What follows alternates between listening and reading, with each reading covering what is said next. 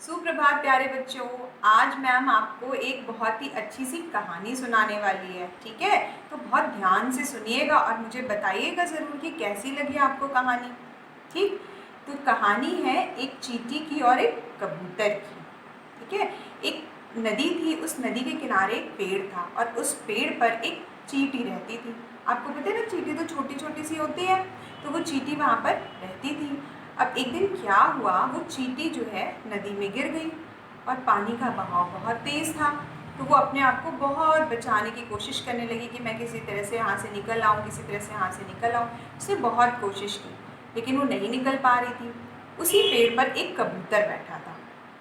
तो जब उस कबूतर ने देखा तो उसने क्या किया, वो भी तो ऐसे उसकी मदद नहीं कर सकता था कि जाके पानी में और चींटी को बचा ले। ठीक है, वो चींटी के लिए भी मुश्किल थी और कबूतर के लिए भी मुश्किल थी। तो उसने दिमाग लगाया और उसने क्या किया, उस पेड़ से एक पत्ते को तोड़ा और उसको पानी में गिरा दिया।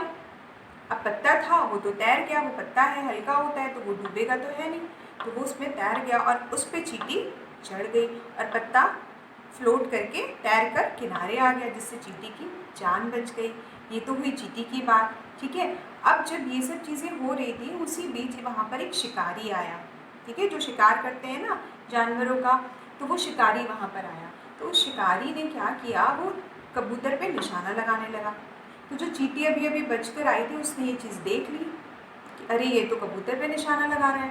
तो उसने क्या किया, जल्दी से जाकर चींटी ने उसके शिकारी के पैर में काट लिया। तो जब उसके पैर में खुजली होने लगी, वो चिल्लाया कस के।